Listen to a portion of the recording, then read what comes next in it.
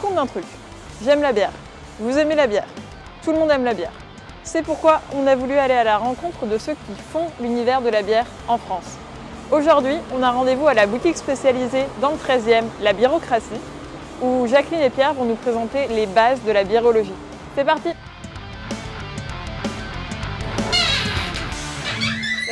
Salut. Merci de nous recevoir. Bienvenue. Avec plaisir. Bienvenue chez nous à Biérocratie. Moi c'est Pierre. Moi c'est Jacqueline.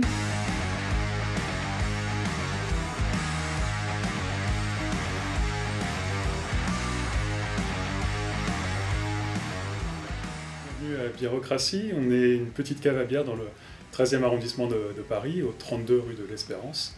Plus exactement, pas très loin de Place d'Italie. Voilà, une petite cave qui a ouvert il y a 8 ans bientôt.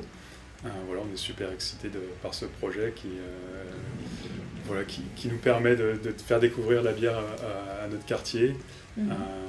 Voilà, on est tous les deux investis dans cette cave.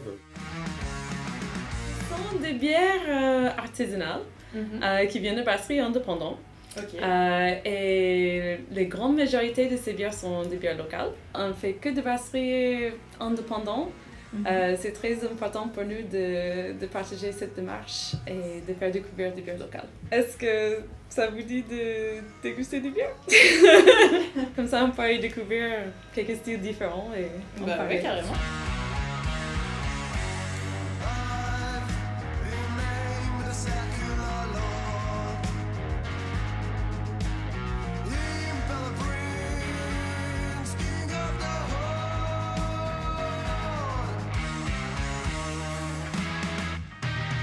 Celle-ci, c'est le Ça sent le sapin.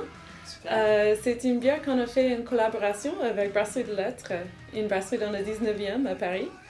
Et celle-ci, c'est une pale ale assez légère, délicate, un peu florale, mais avec justement des cônes de sapin qui va donner des notes un peu boisées à fur et à mesure de la dégustation.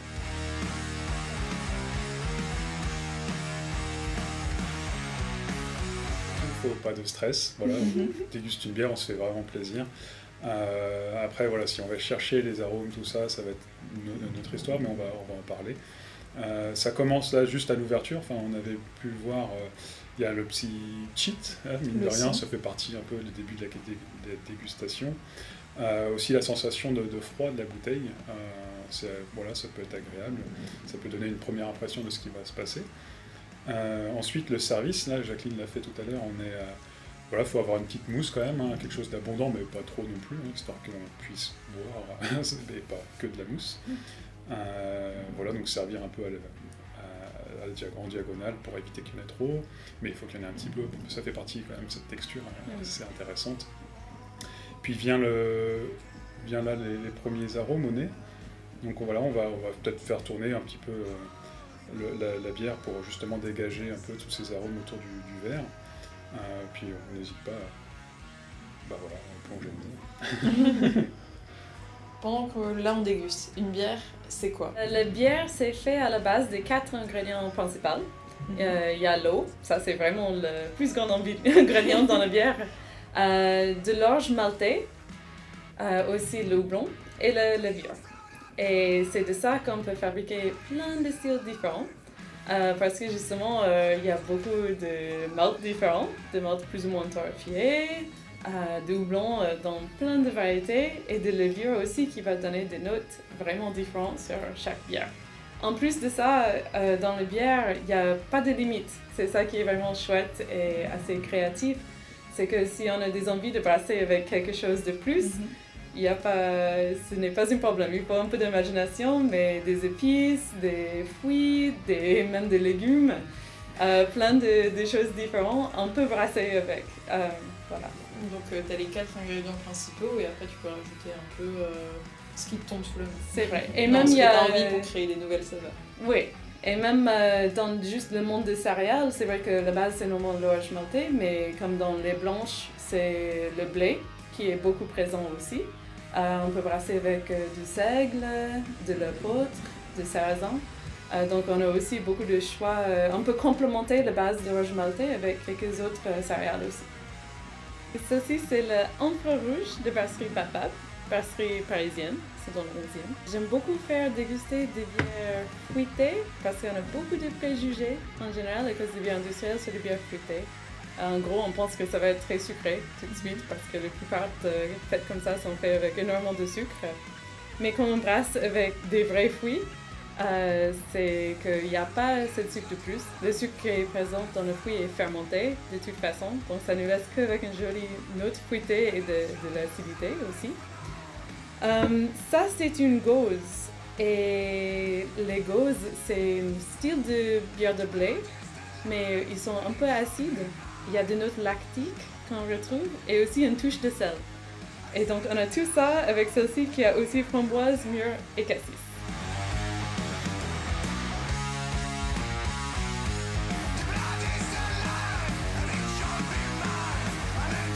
L'idée de bière de filles, c'est quelque chose qu'on lutte contre depuis le début. C'est vraiment, on essaie d'expliquer qu'il n'y a pas de jambes dans la bière. C'est vrai que tout le monde a une langue, on déguste avec les langues, pas les parties génitaux de toute façon. Voilà. Et l'idée de bière de filles était c'était poussé par les industries pour vraiment faire, pour vendre un type de bière à un type de population. Et ça crée un peu un cercle vicieux parce que du coup, on a souvent plus l'habitude de proposer ce type de bière aux femmes et du coup, ils en goûtent moins des autres choses et ça fait en sorte que ça existe toujours dans un peu la même idée. Ce qui est grand dommage parce qu'il n'y a rien qui dise qu'une femme ne peut pas aimer une Imperial Stout ou une double IPA ou voilà. C'est vraiment ridicule de plus que cette idée de bière sucrée, féminine, c'est aussi ce qu'on fait penser plus au goût d'enfant. Donc c'est un type d'infantilisation aussi, de palais, comme si on ne pouvait pas vraiment aimer autre chose que les douceurs, voilà. C'est le Nice to Meet You, de brasserie de Grande Paris, aussi une brasserie locale, Ils sont à Saint-Denis. Vraiment une excellente brasserie et qu'on aime beaucoup. Ça, c'est une double IPA. Donc du coup, on a tous les côtés très doublonnés d'une IPA, mais aussi le côté double veut dire qu'elle est plus forte en alcool aussi. Oui, absolument. C'est vraiment dommage, justement, qu'on ne pense pas plus à ça. Mais la bière, comme il y a tellement de saveurs différentes possibles entre les notes torréfiées dans les stouts ou l'acidité ou l'amertume des notes hyper fruitées, qu'en fait on peut faire des accords beaucoup plus ciblés que je dirais même dans le vin. Du coup, il y a vraiment des moyens de faire des super accords avec des plats différents. Nous on fait des ateliers bière et fromage, justement ça se marie trop bien. Quand on fait un certain style spécifique avec une fromage spécifique, les desserts aussi, ça peut être magnifique. Comme elle est un peu plus robuste, je pense plus pour un plat, avec un peu de profondeur. C'est cliché, mais une pizza, franchement, ça serait trop bien.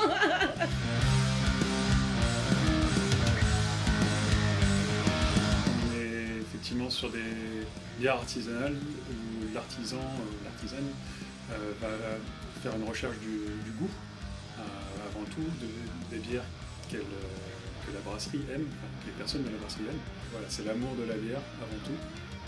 En général, on peut aussi voir des microbrasseries indépendantes fondées sur de l'opportunisme, c'est comme dans tout domaine ça existe, mais toutes les brasseries, brasseurs, brasseuses qu'on connaît, c'est l'amour de la bière, du produit final qui a fait en sorte que la brasserie s'est ouverte. C'est aussi ce que nous on a aimé quand on a découvert ces brasseries avant d'ouvrir la boutique. C'est ce qu'on essaye de transmettre aussi au quartier et on espère le faire. C'est vraiment cette différence entre l'amour de la bière, une qualité de saveur et juste produire pour produire et se faire du fric. Ouais, je pense qu'on peut vraiment goûter la différence quand c'est la personne qui a brassé la bière a eu son mot sur la recette, sur ce que c'est vraiment.